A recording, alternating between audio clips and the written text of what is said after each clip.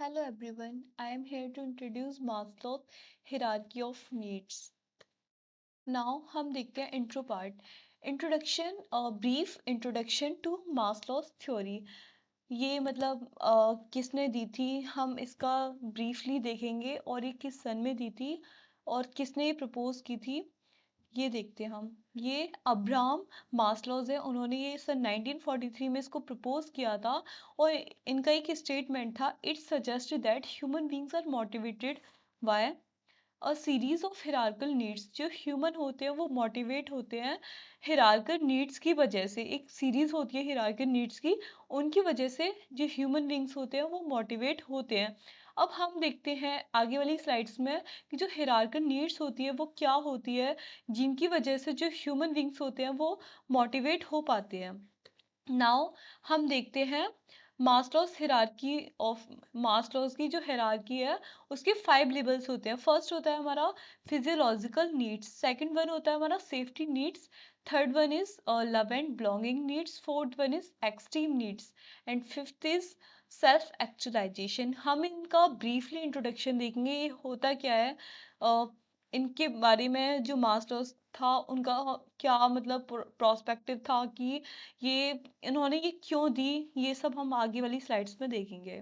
Now हम देखते हैं फिजियोलॉजिकल नीड्स। ये जो फिजियोलॉजिकल नीड्स होती हैं वो क्या होती हैं? ये जो फिजियोलॉजिकल नीड्स होती हैं वो हमारी सर्वाइवल के लिए काफ़ी ज़्यादा इम्पोर्टेंट होती है। इनके बिना हम सर्वाइव नहीं कर पाते हैं, क्योंकि फूड जैसे इनमें से सबसे पहला आता है फूड। विदाउट फूड कोई भी सर्वाइव नहीं कर सकता है, चाहे वो मतलब सारे जो लिविंग ऑर्गेनिज्म हैं जो अर्थ पे प्रेजेंट है उनको सभी को फूड चाहिए होता है, शेल्टर भी चाहिए होता है, स्लीप भी चाहिए होती है, और हेल्थ तो सबसे बड़ा मेजर फैक्टर है जो एक लिविंग ऑर्गेनिज्म को चाहिए होता है। So these are the most fundamental and must be meet first. इनके बिना हम सरवाइव नहीं कर सकते हैं। And second one is safety needs. Once physiological needs are satisfied people safety and security, मतलब जो फिजियोलॉजिकल नीड कंप्लीट होने के बाद उनसे सेटिस्फैक्शन मिलने के बाद जो पीपल होता है वो सेफ्टी एंड सिक्योरिटी पे आता है। तो सेफ्टी एंड सिक्योरिटी में हमारा आता है फिजिकल सेफ्टी। फिजिकल सेफ्टी में आता है हमारा पर्सनल सिक्योरिटी, एम्प्लॉयमेंट भी आता है, रिसोर्सेज भी आते हैं। पर्सनल सिक्योरिटी में आ जाता है हमारा लाइक हमारी जो हेल्थ होती है वो आ जाती है। और जो सेकंड वन होता है हमारा इमोशनल सेफ्टी। इमोशनल सेफ्टी में आ जाता है जो इन फ्यूचर हमारी जो हमारा फ्यूचर होता है वो अनसर्टेन होता है। इन फ्यूचर अगर मान लो हमारी डेथ हो जाती है तो जो हमारे नॉमिनीज हैं उनकी मतलब देखभाल कौन करेगा, उनका जो फाइनेंशियल कंडीशन है, फाइनेंशियल सपोर्ट कौन प्रोवाइड करेगा, इन सब का भी हमें थोड़ा इनसे भी सेटिस्फेक्शन हमें चाहिए होता है कि कैसे हम इससे सेटिस्फाइड हो।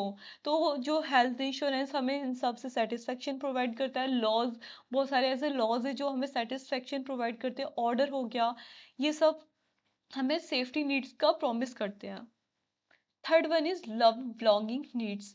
जो हमारा ह्यूमन होते हैं, ह्यूमन एक सोशल एनिमल होता है।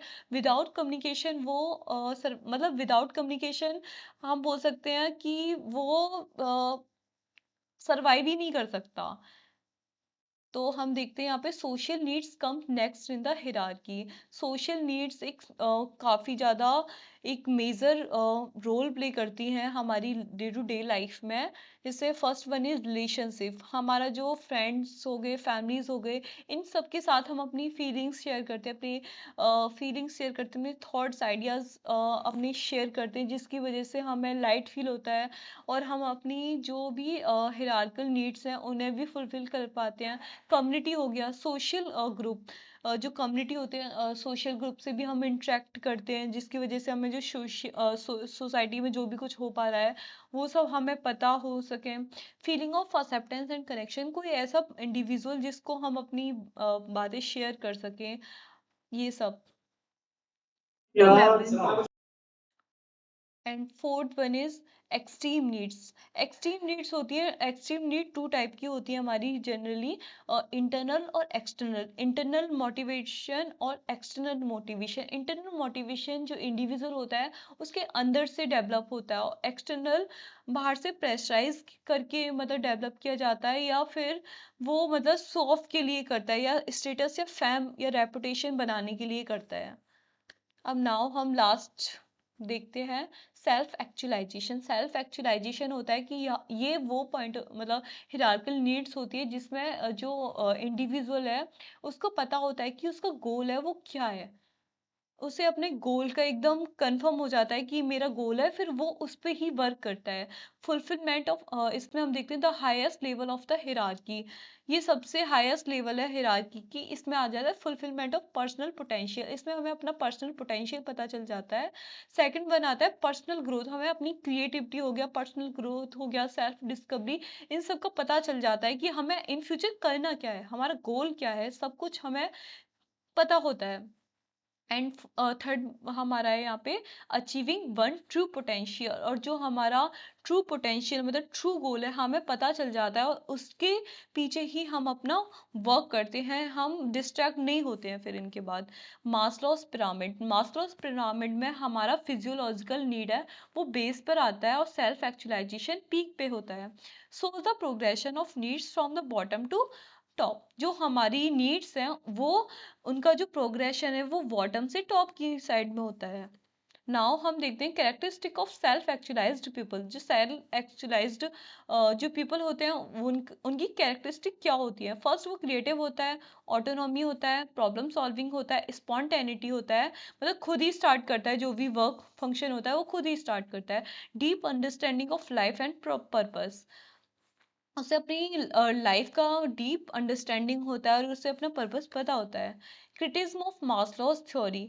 इसका क्रिटिज्म देखते हैं over simplification of human motivation. ये हमें बताता है कि जो ह्यूमन है वो कैसे मोटिवेट होता है।